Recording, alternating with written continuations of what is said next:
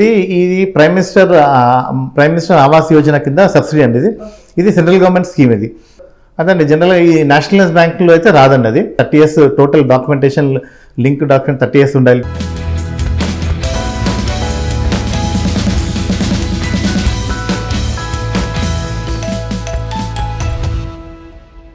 PMAY subsidy అంటే ఏంటి, అది ఎలా తీసుకోవాలి, ప్రాసెస్ ఏంటి? అదండి ఇది ప్రైమ్ మినిస్టర్ ఆవాస్ యోజన కింద సబ్సిడీ అండి.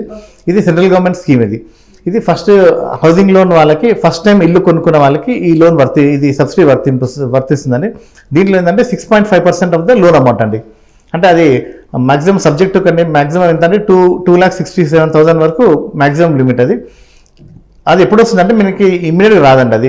అది హౌసింగ్ లోన్ తీసుకున్న తర్వాత లాస్ట్ ఫైనల్లో అడ్జస్ట్మెంట్ అమౌంట్ అండి. అది ఆ సబ్సిడీ అనేది అది కూడా ఎవరికి వస్తుందంటే ఫస్ట్ టైం లోన్ తీసుకున్న వాళ్ళకి వస్తుందండి. అది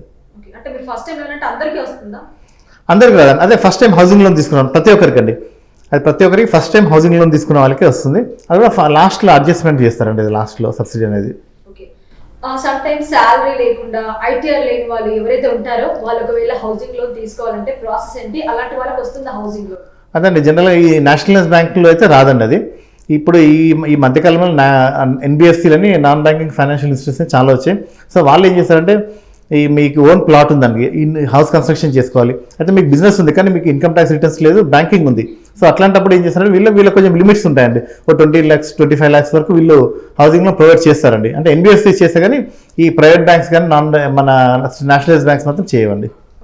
అంటే హౌస్ లోన్స్ అనేవి ప్రైవేట్ బ్యాంక్ లో తీసుకోవడం బెటర్ అంటారా, గవర్నమెంట్ బ్యాంక్స్? అంటే చాలా మంది ఏంటి అంటే మాకు తెలిసిన బ్యాంకర్ హౌసింగ్ లోన్స్ ఇప్పిస్తారు అనే థాట్ లోనే తెలిసిన వాళ్ళనే తీసుకుంటారు తప్ప ప్రైవేట్ బ్యాంక్ గవర్నమెంట్ బ్యాంక్ అనేది ఎక్కువ ఆలోచించారు.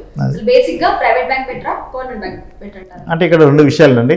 గవర్నమెంట్ బ్యాంక్ లేదంటే వీళ్ళకి లీగాలిటీ ఎక్కువ ఉంటాయండి. గవర్నమెంట్ బ్యాంక్ అంటే 30 years total documentation link document 30 years ఉండాలి, ప్లస్ పర్మిషన్స్ అక్కడ వాళ్ళు ఎక్కడ కూడా నేషనల్ బ్యాంక్ కాంప్రమైజ్ అవ్వరు.